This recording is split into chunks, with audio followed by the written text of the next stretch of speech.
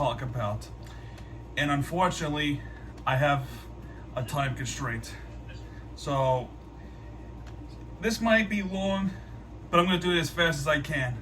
So, this is why we're going to quickly get started. So, okay. How y'all doing?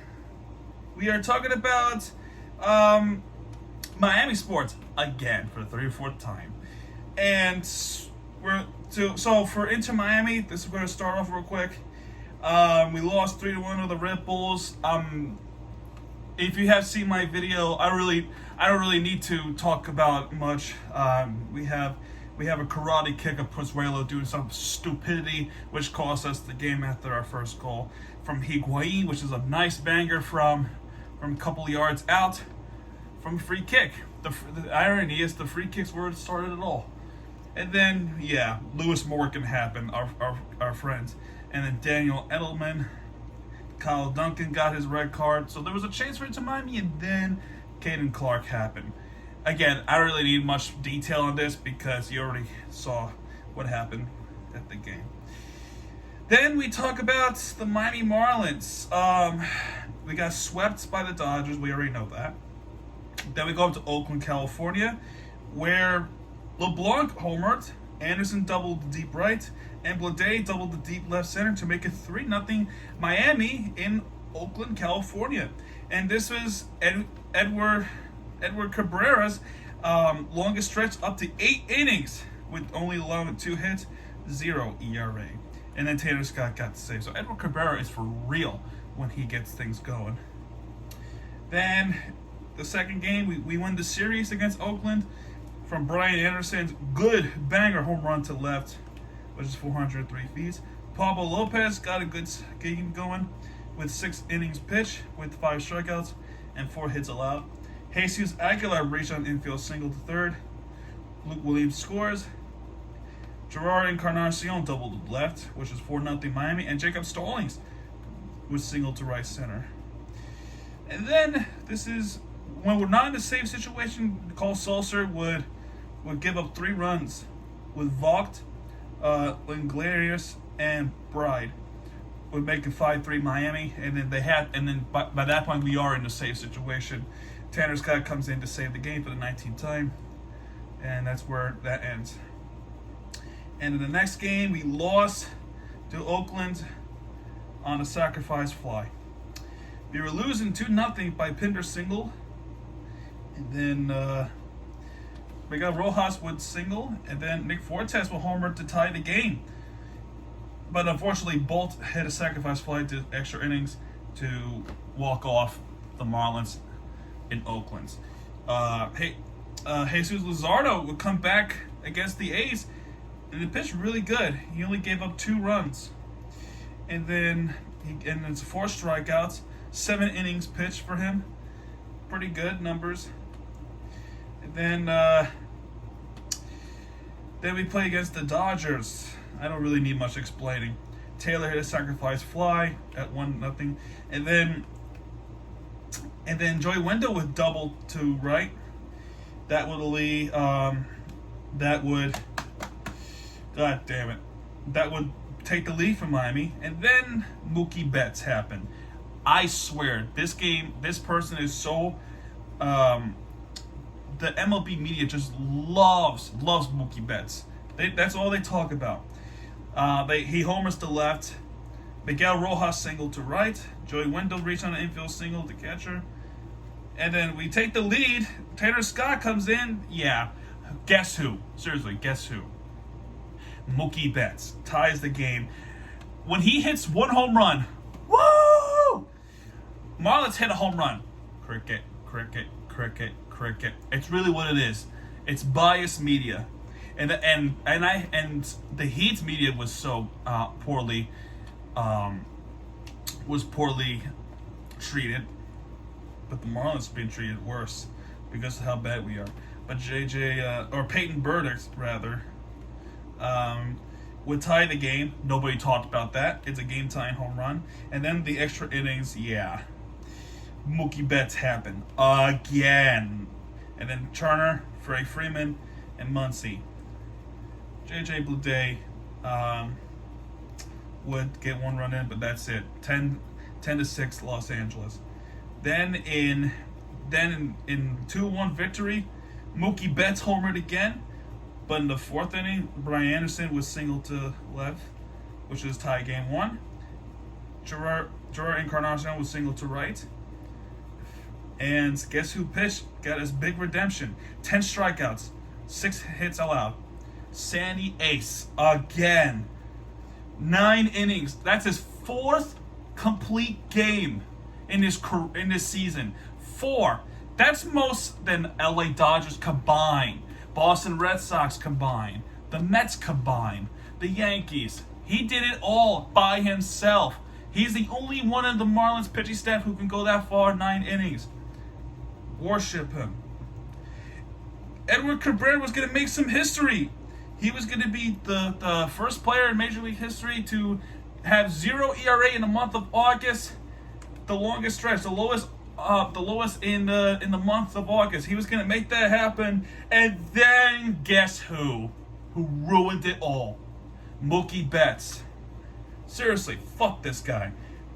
And then we got Turner coming in to single, and then Thompson homering to left. Edward Cabrera finally had his bad game. And then Brian Anderson homer to left. Barnes single to center. Mookie Betts, Turner, and Lux ground to a double play. He with 0 ERAs, he gave up 6 runs. Edward Cabrera, and all of them are from the Dodgers. That's pretty much the story of the season. Oh, guess what? We got the Dodgers tonight again, and then after that we got the Rays. That's all I can say about the Marlins. That's all. Let's talk about Miami FC. They got themselves a monster win. Monster win. They beat a first-place team of the East. They beat Louisville City FC at home. The only goal of the game was the early one with Kyle Murphy. The rest was on the defense of Miami FC, because Louisville had 68% the possession of the ball with 32% compared to what Louisville had. Miami has 7 shots, 2 of them on target. 1 was a good save. But 19 shots, 5 on target for Louisville. So the goalie with 5 saves and the defense had the work cut in throughout the entire game when Kyle Murphy scored the only goal against Louisville. That is huge. Huge win, because then it gets us closer up to Pittsburgh. We already passed Detroit City. We passed them. Now we're in 6th place of that particular league. So what a good win for Miami FC. Monster win. It's a good momentum shifter to go into the playoffs. That is great. That is fantastic. You'd love to see it. So, Miami Marlins, going back to it real quick, and I forgot to mention it. Jesus Aguilar has been designated assignments before the Dodgers series. So we thank Jesus Aguilar for his service in Miami Marlins. And again, yet another controversial move on Miami Marlins front office. The story goes on. So, pretty much. Still no word on the Heat, but the NBA schedule is out. And that's pretty much it. Let's talk about a little bit of FAU Owls, the football team. They are based in Southeast Florida, Boca Raton. Yes, FAU win the game against Charlotte 43-13 with a big statement win for the FAU. So Charlotte takes the lead first. Grant Dubose with a 52-yard pass from Chris Reynolds. Then Larry McCammon, 52-yard run to make it 7-7. Morgan Suarez with a 43-yard field goal to make it 10-7 FAU. Second quarter has been all FAU. Nkosi Perry run. Morgan Suarez with the field goal, and Justin McKiffin interception, a 63-yard interception. Unfortunately, the 2-point conversion did not work. ESPN had a little bit of a screw up. There. Actually, no, they didn't. Yeah, they did actually. They had a little bit of a screw up. So it says 7-11 when really it's supposed to be 7:20 after that field goal from Morgan Suarez after the N'Kosi Perry. N'Kosi Perry is actually the Miami Hurricanes backup before he was sent away, and he had a better opportunity at FAU, and he's making a huge impact in Boca Raton. So that's a little bit of story of N'Kosi Perry. Third quarter, Jaquan Burton, 30-yard pass from N'Kosi Perry, 33-7 FAU. Grant Dubas with the 20-yard pass from Chris Reynolds, 13-33. Then in the fourth quarter, it puts the game away. Zaburi Mobley, 40-13, and Morgan Suarez. FAU 43-13. What a big win to start the year. FAU has a lot to prove this season, much like the Miami Hurricanes. And speaking of Miami Hurricanes, they play this Saturday against Bethune-Cookman. I'm excited to watch. I can't wait to see this new regime going on. And yeah. And finally, with the big win that FAU has, the Dolphins had a bigger one and better. And it's only preseason, but my gosh, the way how they played their game, you have to give it a winner of the week. They're the best team right now. And we cannot wait for the regular season. So let's talk about the Dolphins. So, first quarter, Rifford Crutcraft for 8-yard pass from Tua, which is 7-0. And it was early in the game, too. And Steve Goldstein, Florida Panthers commentator who makes these calls, makes a really good one. Jason Sanders, a 55-yard field goal, 10-0. And then Sony Michel, 1-yard run to make it 17-0. That's the first quarter. Second quarter, Elijah Campbell, 30-yard interception return. It's a pick six, 24-0 Miami. And then field goal from Jason Sanders to end the second quarter in the first half, 27-0. Wow. Then Jake Elliott would score the field goals for the Eagles. They break the score even. Not even, but they broke the scoreboard. They're on the board. 3-27. And then Hunter Long, 60-yard pass from Skylar Thompson, 34-3. Keithan Carter, 4-yard pass from Skylar Thompson, 41-3. Jason Huntley, 67-yard run to make it 10-47. The defense needs to do better there. And then Lynn Bowden Jr., 39-yard pass from Skylar Thompson.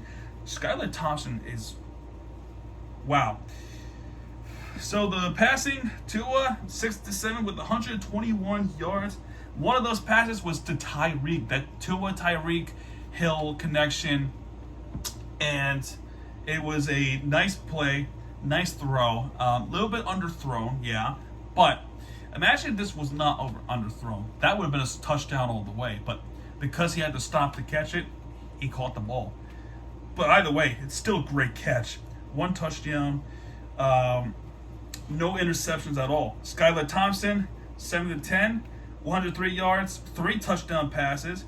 Teddy Bridgewater, 4-10, 74 yards. Skylar Thompson was magnificent. Oh my gosh, magnificent.